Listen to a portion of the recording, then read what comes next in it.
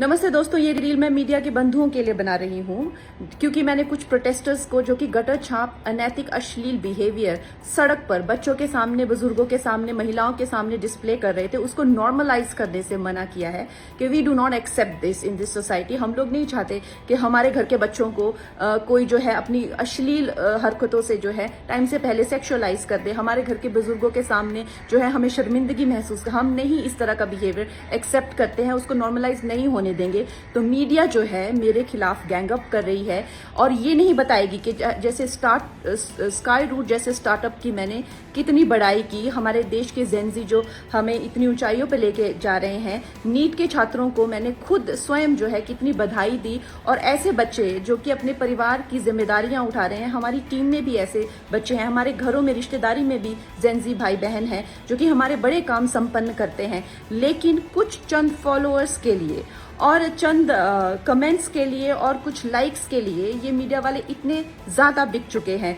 और मैं देख रही हूँ कि कुछ फेमिनिस्ट जो हैं वो एंकर्स कह लीजिए या पूरे एक बुलेटिन कर रहे हैं और मुझे सिखा रहे हैं कि Kangana, why should these women have the burden of dignity और डिसिप्लिन। हम लोग मिलेनियल वुमेन पे इतना प्रेशर था to be dignified and to be disciplined, why do we have to give that burden to this generation. Excuse me, क्या आप अपनी बेटी को ऐसा सिखाएंगे?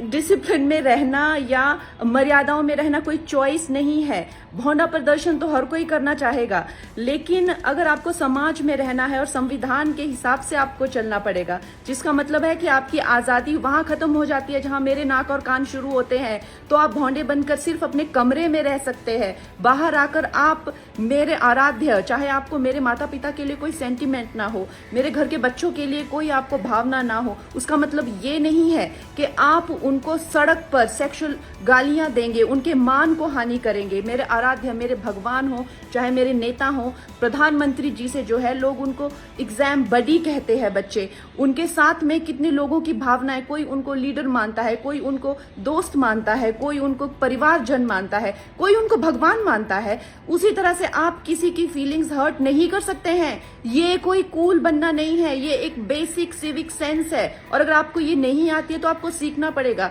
आप ये फेमिनाजी से प्रभावित मत होइए, अपनी जिंदगी बर्बाद मत करिए।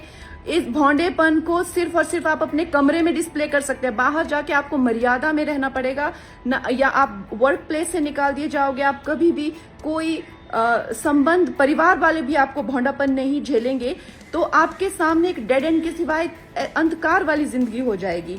वैसे अगर देखा जाए तो साइंस भी कहती है कि ह्यूमन लाइफ का जो पर्पस है वो एवोल्यूशन है, और शास्त्र भी कहते हैं कि आप पुरुषोत्तम जो सर्वश्रेष्ठ है पुरुषों में, उस एवोल्यूशन की तरफ जाइए। लेकिन ये फेमिनाजी आपको सिखा रही है कि आप एनिमलिस्टिक जाइए और आप अपने गले में ऐसा, मतलब आपके गले में पट्टा डाल रहे हैं कि आप एनिमल बनिए, आप एनिमल टेंडेंसीज जो है वो डिस्प्ले कीजिए और बिल्कुल आउट ऑफ कंट्रोल हो जाए, भौंडे हो जाए, ताकि आप जेल में पहुंचे।